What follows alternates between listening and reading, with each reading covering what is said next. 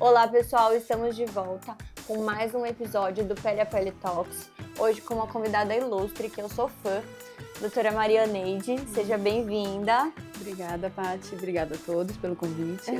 Dermatologista, ginecologista e ultrassonografista. Ela é uma referência nacional, se não mundial, né, de manejo de complicações dermatológicas e também do uso de ultrassom, né, auxiliando nessa parte. Então a gente trouxe ela para falar hoje nesse episódio justamente sobre isso, sobre a importância do ultrassom, a importância das condutas mediante uma emergência dermatológica. Então vamos lá. Doutora, qual é a intercorrência mais frequente que você atende? Edema tardio intermitente persistente, né? Que é o que acontece quando você faz o ácido hialurônico, e esse ácido ele faz um inchaço, principalmente nas áreas dos olhos. Então hoje o edema é o principal. E o edema, ele tem a ver um pouco com a quantidade do produto ou com o tipo do produto que é colocado? Então, a gente sempre segue uma metodologia quando a gente vai achar um problema. A gente vê primeiro o assessment, então as pessoas fazem a avaliação do paciente de forma equivocada. Muitas vezes ele tem uma flacidez importante e não tinha que ter colocado preenchimento de ácido hialurônico naquela região. Por exemplo, pálpebra, né? Isso, pálpebra que é o principal. O segundo é a anatomia. O plano que foi escolhido, colocar esse produto, é um plano errado, equivocado.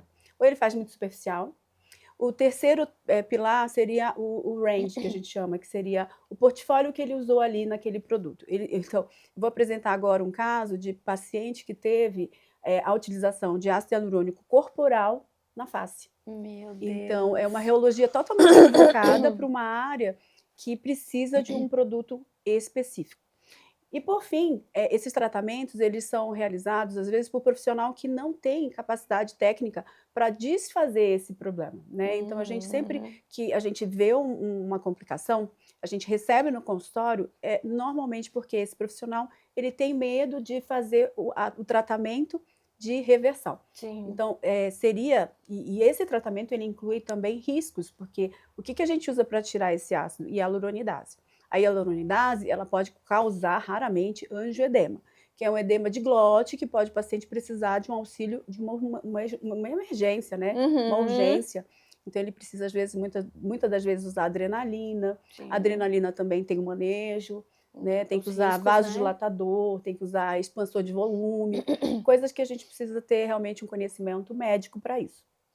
Então, e só para o pessoal entender, quando a gente fala realogia, né, pensando assim, é um ácido hialurônico mais fininho, né, um ácido hialurônico mais denso, um ácido hialurônico que se molda melhor ou que não se molda também. Então, a gente tem ácidos hialurônicos específicos para cada área do rosto. E a gente não pode sair colocando um corporal que é super denso, né, super exatamente. não moldado, coeso, por exemplo, numa pálpebra, né, num lábio, enfim. Então, o edema ele surge mais para o pessoal entender quando a gente tem principalmente alguma reação cruzada, né? Isso, a gente tem os gatilhos que a gente chama. Então, normalmente, o ácido hialurônico, ele tem um componente que ele é um pouco inflamatório. Então, muita gente, eu pergunto, quando eu vou fazer a desarmonização, que é esse o termo que a gente chama filler reset. Então, filler reset seria resetar tudo, começar do zero. Então, eu estou indo em várias clínicas, esse é o meu trabalho, como ultrassonografista, eu faço guiado essa hialuronidase, então a gente consegue ir no pocket de ácido hialurônico de forma mais precisa, preservando os outros órgãos que estão do lado, né? A gente tem vaso, a gente tem glândula, então a gente tem que tentar fazer o mínimo de dano tecidual possível e acertar, ser mais assertivo. O ultrassom guiado, ele faz isso, não só para tratar o edema, mas também oclusões vasculares, que é uma outra coisa que eu também tenho visto. Tão estético, né? Aí é questão de sobrevida de tecido, de pele, enfim, né? Isso, quando é possível reverter? Sim, é possível. E muita gente não sabe, então, de onde vem o ácido hialurônico, o que é inflamatório nele. Por exemplo, às vezes você toma uma vacina, às vezes muito comum com virose também, a gente viu as reações vacinais do Covid. Muita gente com ácido hialurônico ficou com abscesso, até abscesso estéril você pode ter, sem significar que você está com uma infecção no ácido hialurônico. A gente também tem os casos de infecção por contaminação, por falta de asepsia, limpeza na hora de fazer o procedimento. E aí a gente consegue exatamente entender por que a gente tem esses gatilhos levando, então. Mas, Oneide, qualquer infecção, ó, sinusite, rinite, eu já vi infecção urinária, eu já vi tatuagem, qualquer trauma pode levar a processos inflamatórios reacionais do ácido hialurônico. Então, você vai atacar o ácido hialurônico e ele vai dar esse inchaço. Outra coisa importante, eu acho, quando a gente fala de Isso reologia... pode ser anos depois, né? Isso, exato. Pode Essa ser... é a grande questão, que o pessoal, Exato. nossa, mas faz mais de um ano que eu já fiz, já nem deve ter mais, e não sei o quê, né? Na bula diz que ficaria 1 ano e meio no máximo, só que eu já vi 6 anos, 9 anos depois, o ácido ainda está lá. Então, às vezes, nós não somos bons hospedeiros para a gente absorver esse material. Então, é importante a gente colocar, será que eu sou uma boa hospedeira? Será que eu sou uma pessoa boa para fazer isso? Então, hoje que a gente está entendendo mais Quem sobre já isso. tem uma tendência um pouquinho mais alérgica, né? Ou quem tem doença autoimune, Sim, principalmente. Né? Principalmente. Quando a gente vê uma complicação, o que a gente faz? A gente normalmente já pesquisa a doença autoimune e muitas das vezes acha. Porque é um gatilho para deflagrar essas reações autoinflamatórias. E aí eu tô pensando longe aqui, né? Por exemplo, quando a gente tem essa questão do paciente que tem uma doença autoimune, tem um maior risco de rejeição, talvez a nanofat para preenchimento, que é autólogo da própria pessoa, seja uma alternativa, né? Sim, hoje a medicina regenerativa ela vem forte, porque a tendência é a gente sair mais dos fillers, dos preenchedores, e passar mais para os bioestimuladores, que exatamente fazem esse efeito no DWOT, que é aquela camada mais especial de pele, que tem a célula tronco, e é dali que a gente vai fazer que o miofibroblasto e o fibroblasto se transforme, comece a transformar de novo esse colágeno, em um colágeno mais produzindo mais colágeno, né? Sim. Isso, é muito legal. Então, assim, a intercorrência mais frequente é esse edema tardio, né, intermitente. E o que mais grave que a gente tem de complicação seria a oclusão vascular. A oclusão vascular, exato. A oclusão vascular é quando você injeta o preenchimento ou até mesmo o bioestimulador. Eu já tirei hidroxapatita dentro de artéria temporal, eu já tirei fazendo necrose de couro cabeludo, eu já tirei hidroxapatita, formação de nódulo com hidroxapatita, mas grave mesmo, ácido hialurônico dentro da artéria. E não só imediatamente, que ele aparece uma resposta imediata, uma palidez, um livedo reticular, que são marcas no rosto que demonstram que aquilo está tendo um comprometimento vascular, né? E aí, mais legal, a gente com ultrassom vai exatamente dentro da artéria e lava aquela artéria para recuperar, porque a dor melhora na hora, porque o primeiro sinal que vem é parestesia, depois a dor. E isso aí a gente sai correndo para os consultórios dos médicos, ou eles vêm até aqui, na nossa clínica, e a gente faz esse procedimento. A gente recebe bastante casos, são casos até muito, assim, muito difíceis. Quanto mais rápido a gente fizer o diagnóstico, melhor. Prognóstico. Mas eu tenho uma boa resolução nesses casos, é bem legal, porque levaria mais tempo se você não tivesse com ultrassom guiado. Não que todo mundo precisa ter ultrassom, mas o ultrassom é um grande aliado. E aí o pessoal chega a te ligar assim de madrugada? Sim, chega. Porque Meu Deus. Chega. E assim, todos os dias, graças a Deus, eu tenho bons colegas que me encaminham e confiam no trabalho. A gente trabalha, a gente vai até a clínica, o médico chama, a gente vai até a clínica, leva o aparelho e faz essa assistência. Eu acho que é um conforto muito bacana para o colega. Com certeza. Porque o que acontece é que a gente tem que estar diante de um caso grave, a gente tem que contar com um grande amigo para chamar de seu, no caso o ultrassom, né? E é outra visão. Outra coisa que eu tenho pego muito aqui também, que eu acho que vale ressaltar, é fazer mapeamento prévio. Todo mundo precisa de mapeamento? Não.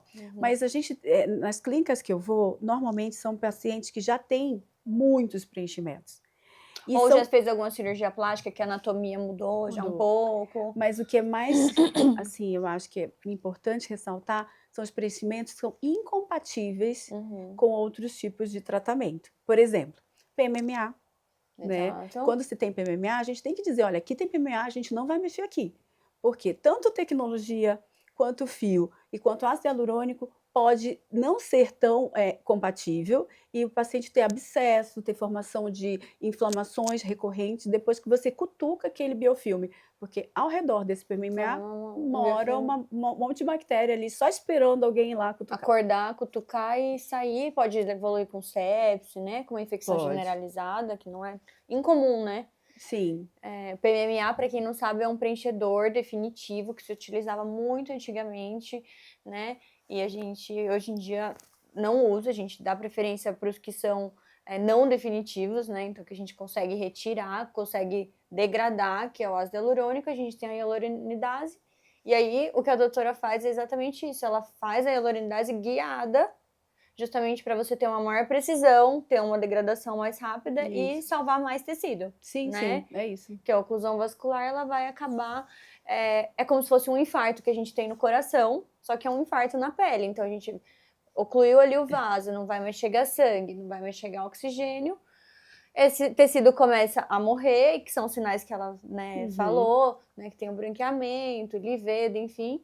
E aí já evolui com necrose, que é morte, e isso é irreversível. Então a gente vê aqueles casos, principalmente na internet, né? Aqueles casos que, deformam a pessoa, depois você precisa de uma cirurgia plástica para reconstruir, nunca mais vai voltar a ser a mesma coisa. Então por isso a importância da rapidez, de saber a conduta, né? De ter, como você falou, alguém que você confie para estar ali naquele momento. E assim, o que eu achei interessante que você falou, assim, grandes colegas e amigos. Então, assim, né?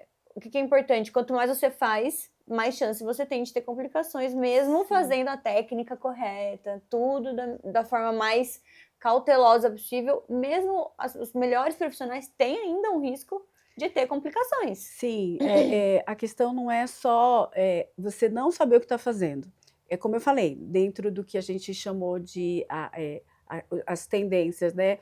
Você tem que exatamente estudar muito cefalometria, o que é o belo, para você não errar a mão. Porque muitas vezes a gente está fazendo e esquece um pouco. É que nem pular de paraquedas. Eu falo assim, o cara que começou a pular, ele é mais criterioso na hora de montar o equipamento dele. Já o Tiger, né, que a gente fala, os caras que pulam tem mais de 1000 saltos, eles já pulam, já nem olham direito, sabe? Então perde aquela segurança. Então, o medo, ele é um limitador. Mas, ao mesmo tempo, o fato de você fazer muito, você pode passar alguma coisa despercebido. Por exemplo, quem está diluindo a tua toxina, por exemplo, não é você, é o teu auxiliar de sala. Muitas vezes o auxiliar de sala trocou. Eu já peguei casos de paciente que diluiu o Sculptra, médicas que diluíram o Sculptra, foi médica, mas foi assistente que diluiu o Sculptra com bicarbonato. Então, a gente falha, às vezes, por conta do checklist. De pequenos... O checklist inicial, peraí, diluiu? Cadê? Com o que você diluiu? Então, às vezes, porque é igual, né? É uma ampola praticamente igual. No soro fisiológico, com que a gente tem que diluir. Sim, e de água estéril também, né? Água para injeção. É igual ao bicarbonato. E o bicarbonato é uma coisa que pode trazer problema. Não deu problema, porque a médica rapidamente já diagnosticou que a paciente teve muita dor.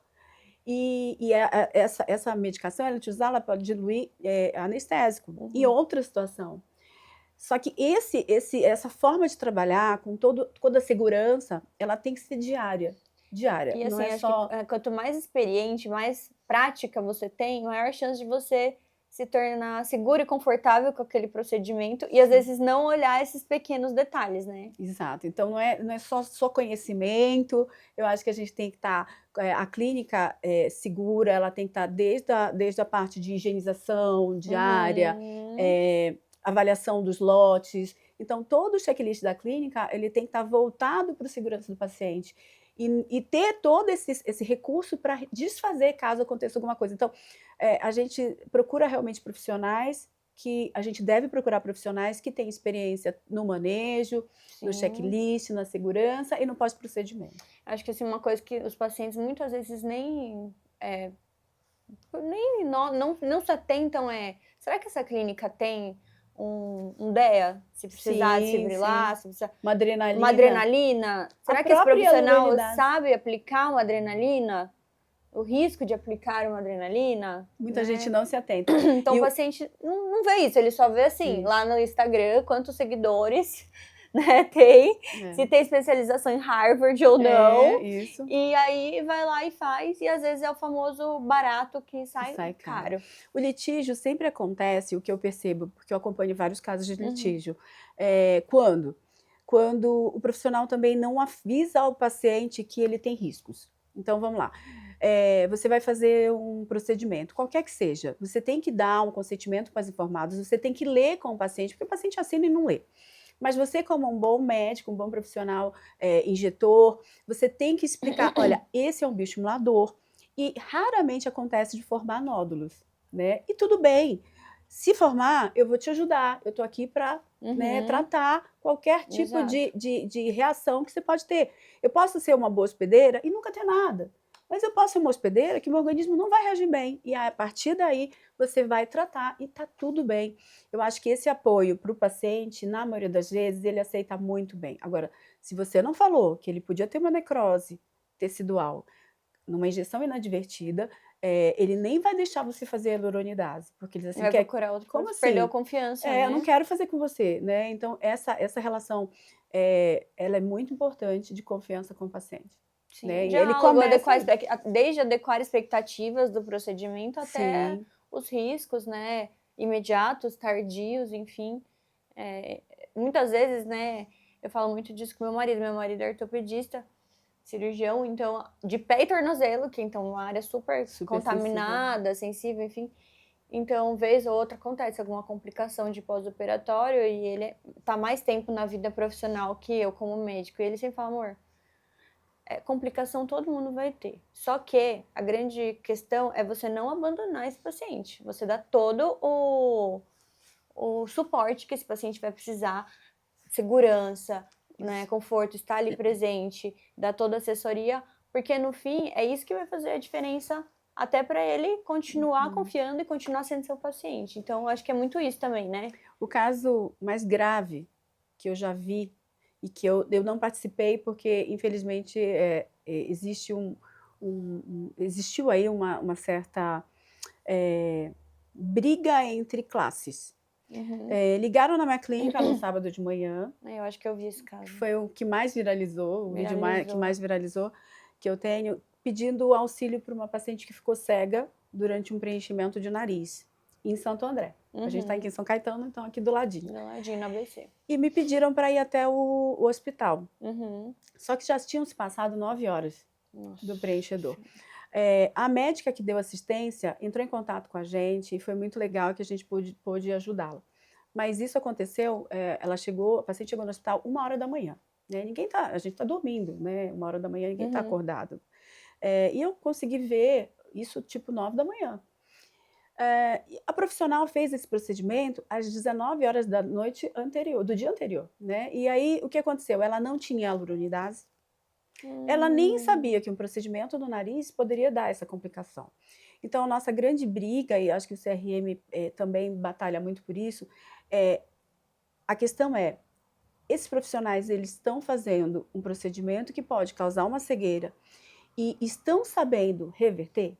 Porque você tem 90 minutos, de acordo com os artigos, para reverter uma cegueira. E mesmo assim a taxa de reversão é baixa, né? É muito baixa, é muito baixa. Então, o que fazer, né? Eu acho que as pessoas chegam nas clínicas com aquele chamado de vem fazer uma toxina barata. Depois dessa toxina barata, você vai e eles vão te oferecer um nariz, um lábio, um nariz. E o nariz é um grande risco. Glabela é um grande risco. Têmpora, né? Têmpora. Então, são essas áreas que dão a maurose, que a gente chama cegueira. E ela é permanente. Ela é para o resto da vida. Tá? Essa paciente realmente ficou cega. Ficou? Ficou. Depois ela entrou em contato comigo pelo Instagram, porque ela viu meu post, ela ficou muito assustada, porque até então ela achava que ela ia voltar a enxergar. Né? E eu falei, não vai. Isso, infelizmente, são raríssimos casos. É muito raro acontecer isso. Isso é técnica errada, totalmente equivocada. E a gente vê muita gente fazendo errado no Instagram. Gente, cuidado, porque a estética é um ramo extremamente invadido e que eu pego o caso de pessoas que não são médicas, não são biomédicos, não são dentistas, não são absolutamente nada, realizando procedimentos estéticos sem nenhuma preparação, como foi o caso do fenol. Lembra do rapaz que morreu? Sim, que morreu. E hoje o fenol, que é um procedimento tão antigo, desde sei lá quantos anos, já usado há muito tempo, hoje a gente não pode mais usar, tá proibido por uma pessoa que não soube usar, né? Exatamente. Que era usado de uma forma tão benéfica para tantos pacientes. As meninas da minha equipe perguntavam, doutora, mas por que você não faz fenol? Todo mundo está fazendo fenol. Eu falei, porque vocês não imaginam o risco que tem o fenol. Exato. Ele é cardiotóxico, ele é nefrotóxico, eu preciso de um anestesista aqui a gente não tem como fazer essa assistência. Se eu não tenho como assistir, eu não tenho como tratar com esse procedimento. Mas é isso, né? Você sabe dos riscos. Por isso que, assim, a ignorância é uma bênção, né? Muita gente que sai fazendo tudo é porque, muitas vezes, nem imagina o risco que aquilo pode ter, né? Então, quanto mais a gente estuda, mais a gente tem medo. Mais tem medo. E, assim, o medo, como a gente falou, ele é um sinal de alerta. Então, a gente não tem que paralisar, né? Mas tem que ter atenção a isso. Uhum. E aí, a gente falou um pouquinho dos nódulos, né? De bioestimuladores e tal. O polilático é mais comum de acontecer, né? Mas a gente tem também a hidroxapatita de cálcio, que também está sujeito, não é tão comum, mas como que é a sua prática nisso, assim? Então, chega a ser cirúrgico? Já aconteceu de precisar ser cirúrgico, de você tentar fazer a diluição do nódulo com soro e tal, e não conseguir? Gente, tem uma coisa que eu falo. A escolha do produto, para quem faz procedimento, ela é fundamental para a tua carreira. Ela pode tanto dar repercussão negativa para o paciente, quanto para a tua carreira. Então, a gente tem vários produtos hoje no mercado que não tem estudo científico. Né? A gente teve casos de toxina vindas da Coreia, sem Anvisa, que provocaram botulismo. Eu vi isso também. Em Minas Gerais. A agência de saúde, a Secretaria de Saúde de Minas Gerais mandou um alerta. No Reino Unido também teve um caso de botulismo também, com toxina não regulamentada. E isso acontece para vários produtos, mesmo com Anvisa, que também não tem estudo. Então, entram no Brasil produtos que, infelizmente, não têm Anvisa, e os que têm Anvisa também têm repercussão maiores de formação de nódulo. Eu tenho pego muitos casos de nódulo com um determinado produto de PLLA, e eu não preciso falar qual que é, qualquer dermatologista sabe do que eu estou falando, porque eu nem uso aqui na clínica. Porque isso está nos WhatsApps. Casos de nódulos imensos, gigantes. Isso não é o comum. Não é o comum. O PLLA é um excelente bioestimulador, ele tem uma ação regenerativa excelente, produz colágeno, que a gente vai perdendo ao longo do tempo, mas acontece que a gente sabe exatamente que produto usar. A Patrícia, tenho certeza que aqui na clínica ela usa produtos de boa procedência, com estudos científicos robustos. Nós não temos isso para todos os produtos, infelizmente. E são mais caros e a gente tem que repassar isso, fica um pouco às vezes mais caro para o paciente, porque ficam comparando, né? Isso. Mas por que tal é mais barato? Não. Gente. A questão é de valor, Patrícia. Você tem o que você tem, você construiu sua carreira forte por conta da qualidade do seu serviço e também dos seus produtos. Então, isso não acontece em todas as clínicas. Barato sai caro? Sim, sai caro. Porque para tratar essas complicações, como você me perguntou, tem tratamento? A hidroxapatita, como eu falei, ela dá menos complicação em relação a nódulos, mas eles podem acontecer, mas são nódulos que saem. A gente precisa, às vezes, de 1 a 3 anos, se nada fizer, tá? Ou se a gente for fazendo tratamento com soro guiado, 5-fluoracil, não usem corticoide. Os corticoides, eles causam dano tremendo, e profissionais que não têm prática, familiaridade com corticoide, estão fazendo. E estão causando danos muito maiores. Atrofia, né? De atrofia, telangiectasia, e aí fica o nódulo muito mais aparente. Sim, a gente vê isso todos os dias. Então, alguns nódulos de bioestimulador a gente consegue diminuir com alguns medicamentos, infiltração de medicamento, né? Tanto corticoide. Raros casos eu uso corticoide, muito raramente. Eu uso 5-fluoracil e soro fisiológico, e depois a gente faz uma radiofrequência. Hialuronidase não, porque tem bastante profissional usando hialuronidase também. O que a hialuronidase faz? Eu uso, por exemplo, quando eu tenho um acidente vascular com bioestimulador. Por quê? Porque a hialuronidase, ela era antes utilizada para fazer, ela vai dissipar, ela vai Uhum. difundir, por exemplo, anestésico para fazer catarata. Tá. Então, os oftalmos usavam, os anestesistas, retrobulbar. Eu acho que ainda usam. Eles vão com uma cânula por trás dos olhos, eles têm uma Uhum. entrada aqui, você guia pelo ultrassom, injeta o anestésico na parte retrobulbar. Então, o que ele faz, a hialuronidase, junto com o anestésico? Ela difunde aquilo mais facilmente. Quando a gente faz a hialuronidase e olha no ultrassom, você vê que vai para todos os lados. Então, ela é uma excelente É medicação uma carreadora, parece carreadora. assim que vai. Exato. Tá. Então, quando você vai fazer dentro do nódulo, você vai fazer uma nódulo de dispersão. Imagina você quebrar uma rocha com água. Tá. É o que a gente pratica no nódulo de bioestimulador. Então, você vê ele quebrando no ultrassom. Uhum. Só que o que acontece? Você tem que esquentar isso também. É como se você tivesse que agitar essas partículas de água dentro do nódulo, porque não ficam lá dentro. Sim. E aí consegue quebrar aquela rochinha, né? E quando você faz isso sequenciado, você, usando a ultrassonografia, você consegue observar que diminui de Vai tamanho. diminuindo. Exato. A gente tem alguns casos de sucesso, infelizmente não são todos, e muitas vezes, não, poucas vezes você precisa de fazer cirurgia até para tirar. Pra tirar, Só que né? eu sempre falo para o paciente, tempo. A cirurgia pode tirar músculo, porque muitas vezes esses nódulos estão dentro do músculo. Uma coisa importante falar, quando você tem Plano, nódulo, né? às vezes o plano está errado. Eu já vi dentro de uma masseter, nódulo de bioestimulador, Meu Deus. dentro de uma masseter. Ele ficou compartimentado, não conseguiu espalhar. Quem consegue espalhar um nódulo que está com aponeurose em cima? Não tem como, não vai. Ou ele está subesmas na região da têmpora. Então, isso é super importante. Ou até quando você aplica um bioestimulador num local que não tá descrito em bula, né? Então, Sim. off-label. Então, tem gente aplicando um bioestimulador em pálpebra. Então, e tem pior, vou mais além. Tem produto que diz que é on-label aplicar na pálpebra, sendo que eu já vi vários nódulos desse Meu produto Deus. infiltrado no músculo palpebral, que é um músculo Nossa, super fininho. fininho. E se você for tirar esse nódulo, você vai tirar pedaço de músculo. Meu Deus do céu. É bem complexo. Fica até um defeito ali na região. Sim, com certeza. Que é muito, assim, a gente tem que ter muito, a gente tem que ter muita certeza de que esse produto realmente está sendo usado de forma correta. Pálpebra não é lugar para colocar bioestimulador, não esse tipo. Não esse tipo. Já tem outras, né? Tem fios fio, e tal, isso. né? Enfim. Agora, falando um pouquinho ainda da questão de amaurose, né? Da cegueira. Os estudos mostram 90, né, minutos para você conseguir reverter. E mesmo assim é uma taxa muito baixa, né? E para reverter tem que fazer aquela injeção retrobulbar, né?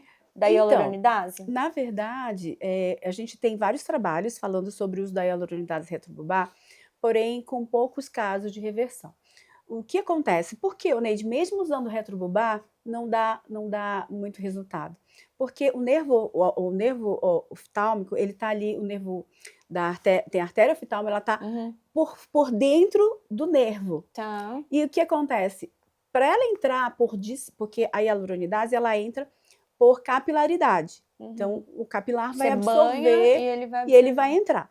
Só que tem um nervo óptico ali, né? Então, o nervo por fora ali, ele não vai deixar entrar. Então, jogar ali, talvez não chegue. Então, tem que entrar pela oftálmica para entrar na retiniana, para entrar na retina. O que alguns trabalhos falam? Que você fazer endovascular em alguma artéria que tem acesso direto para a artéria retiniana é uma opção, guiada pelo ultrassom. Eu pensaria que, talvez, se você acertasse com a hialuronidase a artéria oftálmica, a artéria supratronclear, que é ramo direto da carótida interna, da oftálmica, porque eu acho que dali talvez seria uma opção legal de fazer. Então, ainda não tem trabalho falando sobre isso, mas eu acho que fazer endovascular seria uma opção. Mas a própria hialuronidase, ela também é irritativa para a retina. A retina é muito sensível, Muito né? sensível. Então, por isso que a gente não tem muito tempo para trabalhar nessa situação. Existem vários tratamentos, mas nenhum ainda que seja efetivo, infelizmente. E assim, né? Mais um detalhe, né? Pra vocês verem como são muitas coisas, né? O tipo de produto que você usa, então o tipo de ácido hialurônico, né? O tipo de reticulação, ele responde melhor ou pior à hialuronidase. Além disso, a hialuronidase que você vai usar para degradar um produto também tenha uma maior efetividade ou menor efetividade de acordo da origem dela, né? Se é ovino, se é bovino, se não sei o quê. Sem contar o processo inflamatório que algumas hialuronidases causam, né? De muito edema, muito eritema, muita vermelhidão. E a hialuronidase, quando a gente usa, claro que a gente vai priorizar numa oclusão vascular usar. Mas assim, né? Que nem você falou nesse filler recept. A hialuronidase, ela degrada o ácido hialurônico que a gente colocou, né, exógeno, mas também vai degradar o nosso ácido hialurônico endógeno. Mas nem sempre. Na verdade, quando a gente fala em hialuronidase, você tem que pensar duas coisas. Primeiro tem a origem bovina, ovina, caprina, e a origem humana. Seria o melhor cenário, o big deal, a gente fazer um uso da hialuronidase humana. Que é mais compatível, Que é mais compatível. Porém, a gente não tem essa. Então, no Brasil, a gente só tem hialuronidase de origem bovina, na maioria das vezes. Ela é manipulada. Então, como fazer hialuronidase? Dica de ouro, eu acho que isso aqui vai servir muito para os colegas. Não colocar lidocaína junto. É só soro fisiológico. Por quê? Porque a lidocaína desnatura a proteína da hialuronidase. Então, normalmente, quando eu pego um paciente que está com ácido ainda lá, nos olhos, por exemplo, na região palpebral, aí fala assim, eu já fiz 2 vezes e não saiu. Eu falei, eu já até sei.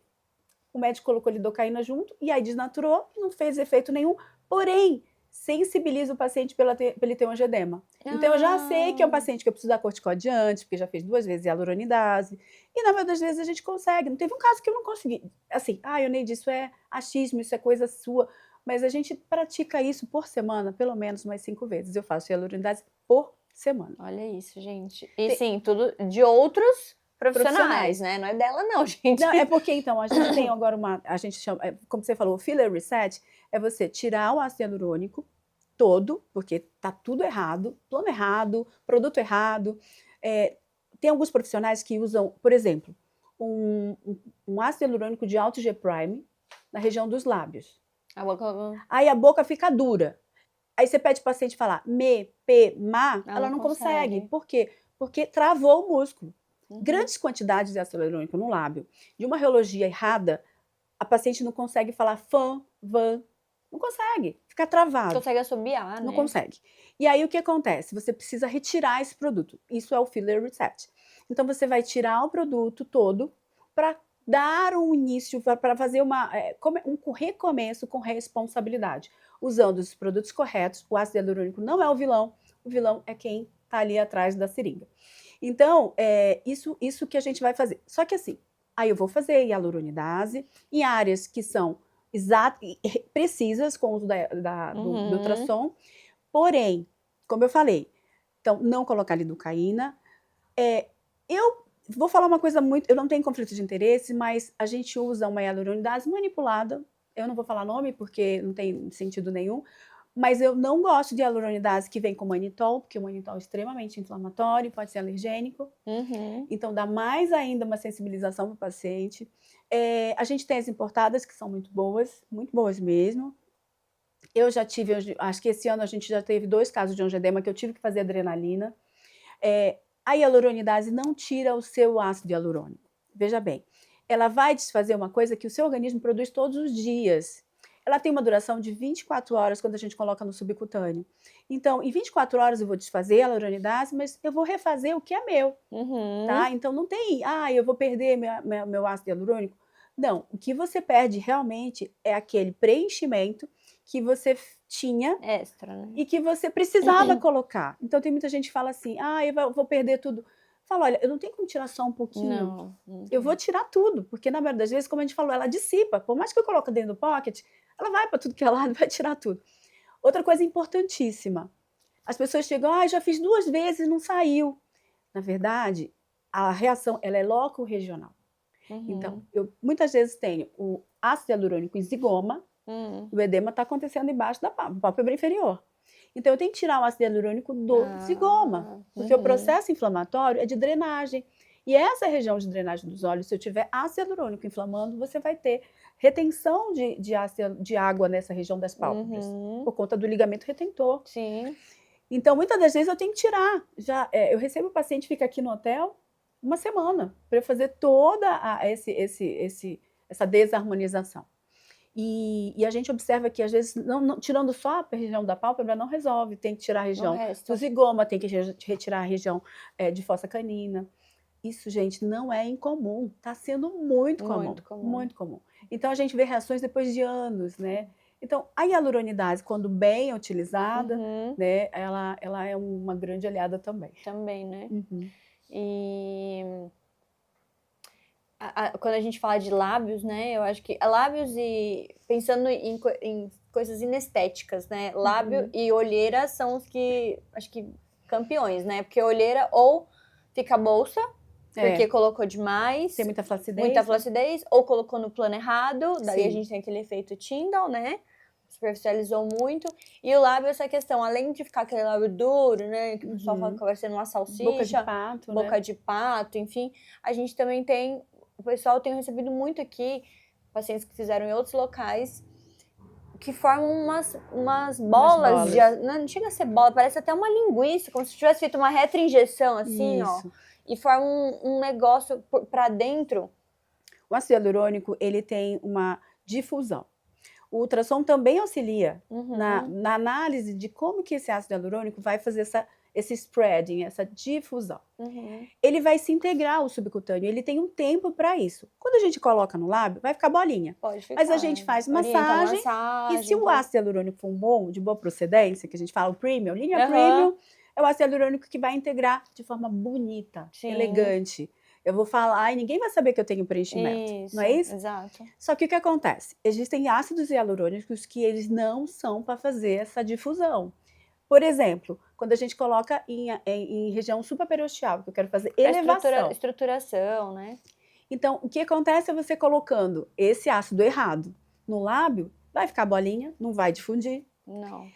Vai dar um volumão, mas não vai ter a viscoelasticidade. Eu preciso de um produto que forme uma vai e volta natural. Porque o lábio a gente movimenta muito, então não pode ser algo que fica ali estático, né? Ele tem que ter essa maleabilidade, né? As pessoas não entendem de reologia, elas usam o produto errado no lugar errado e aí acabam com a boa fama do ácido hialurônico. Que é o que acontece hoje, assim, chega muito no consultório, o pessoal vem com muito medo.